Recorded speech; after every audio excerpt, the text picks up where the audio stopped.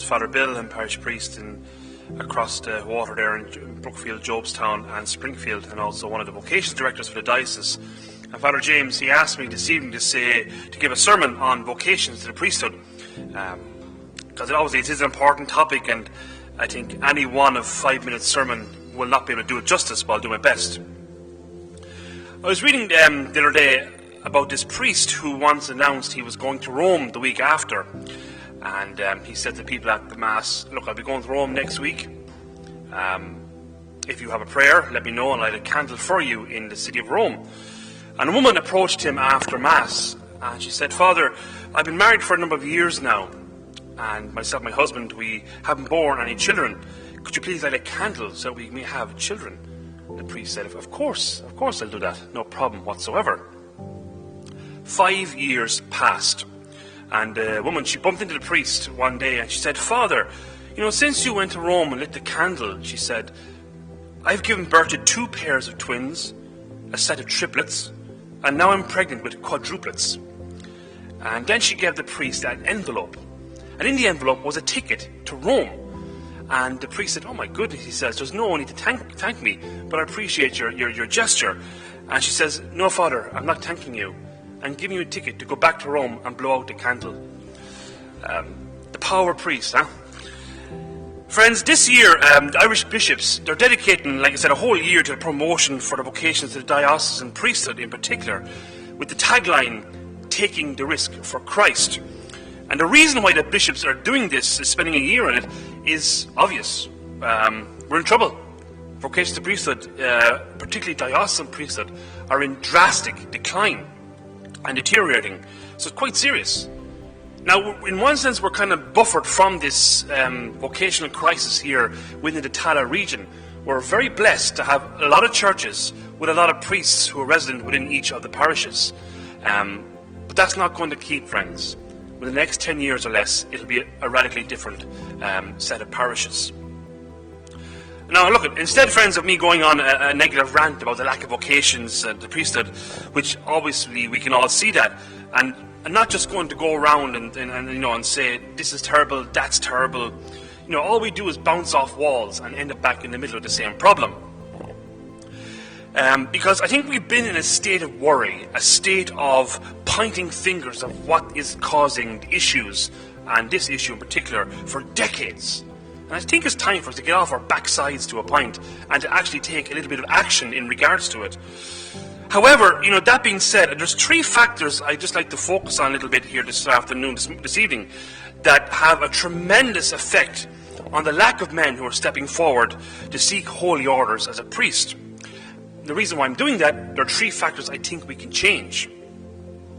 The first is our culture, everybody. The culture in Ireland is obviously changing, and changing at a rate that a lot of people are struggling to kind of keep up with. The census in the last census in 2022, it showed the population who identified as Roman Catholics fell from 79% in 2016 to 69% a year ago. That's extraordinary.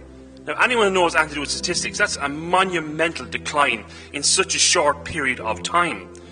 And you have that on top of the growing, I would say, cultural, philosophical, false view that life is about my feelings. It's about me only, my desires, my career, etc.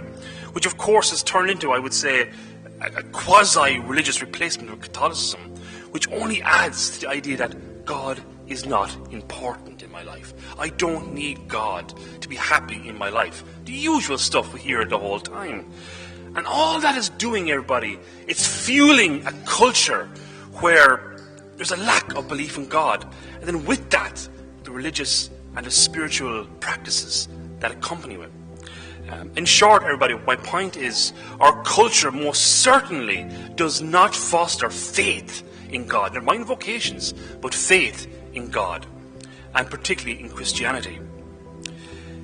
And yet, everybody, in the culture within our church at the moment, with this notable decline of Catholics stepping up to the mark in our faith, we're still hell-bent on holding on to as many of these churches and keep them open as humanly possible. Why? Because of tradition. I was baptized here. He or she was baptized here. And this is putting, obviously, a serious strain on priests who are remaining, and a strain that will increase. With the once certain role and identity of the priest as a shepherd of souls, has for many priests now transformed into more of a glorified building manager and social worker, where all his attention is now away from the core spiritual and pastoral duties. And of course, friends, this should be obvious. It is most certainly not attractive to those who are discerning a vocation to priesthood. Now, that cultural change obviously has a knock-on effect in the family, and my goodness, is the family unit under attack in our world today, and particularly in Ireland. Even the smaller number of children that parents are having, it doesn't foster the idea that priesthood is something their son should pursue. So many people, they give out that there's not enough priests to do this, there's not enough priests to do that. But yet they themselves are not fostering the priesthood as a viable option for their son or their grandson. God does not call a man to priesthood out of a vacuum. Like any good and important role in society, it is encouraged, it should be encouraged by family and friends. I remember when I was discerning the vocation to priesthood, and I said to my family and friends I was going to enter into the seminary in Maynooth. I remember distinctly a number of people in the parish, and I can still see them like they're standing right in front of me. They simply said, "What a waste of a young man." And I heard that 3 or 4 times.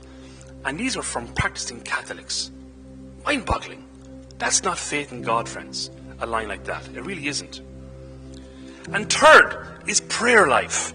How many families now actively pray together? I'm not talking about big long rosaries. I'm simply talking making a sign of the cross before you have a meal together. Say a prayer with the children before they go to bed, or first thing in the morning. Simple. It doesn't have to be complicated at all. How many of them go to Mass together on a Sunday? Families have got to get back praying together and taking God more seriously in their own lives, because their personal and family life will be far more better and fruitful because of it. Prayer life, everybody in a family, it provides good soil for the fertile growth of vocations. And the same, I think, can be said for a parish.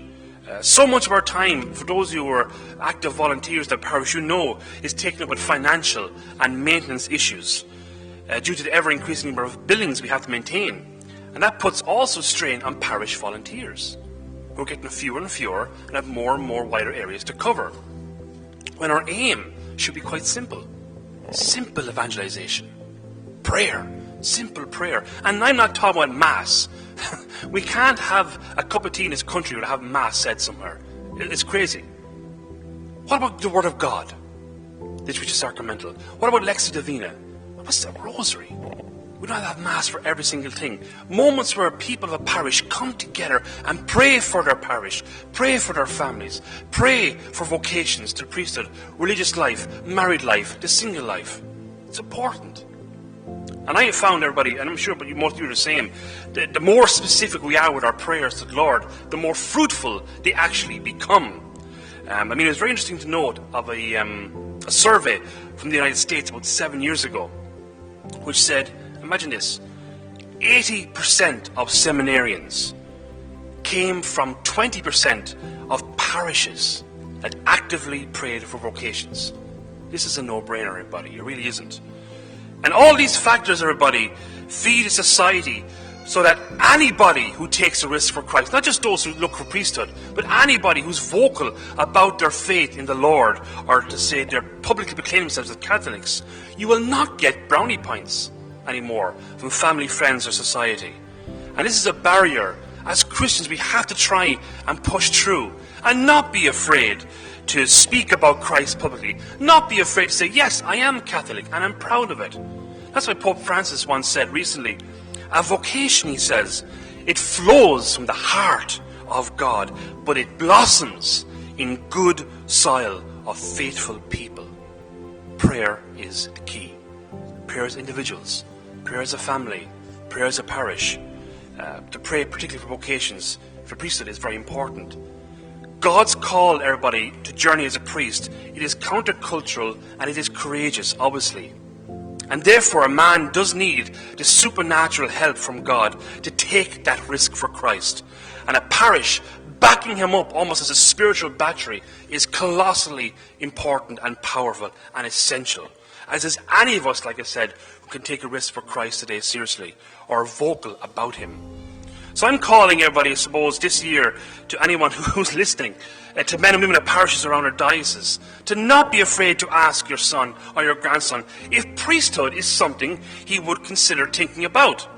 We've got to start talking again about the spiritual importance of the priest, and not be afraid to do so. I may be one of the vocation directors for the diocese, everybody, but my role is useless without you. Absolutely useless. You're vocation directors in your own family, in your own community. We have to start to take it seriously. To not be afraid to encourage any young man who you may think has a heart, that you can see has a love for Jesus, but can also grow for love of his people. But please, friends, above all, pray for those of us who are still around as priests. Pray for me, pray for Father James here. As St. John Vianney once said, the priesthood is the love of the heart of Jesus. Let's not lose that in the church of tomorrow.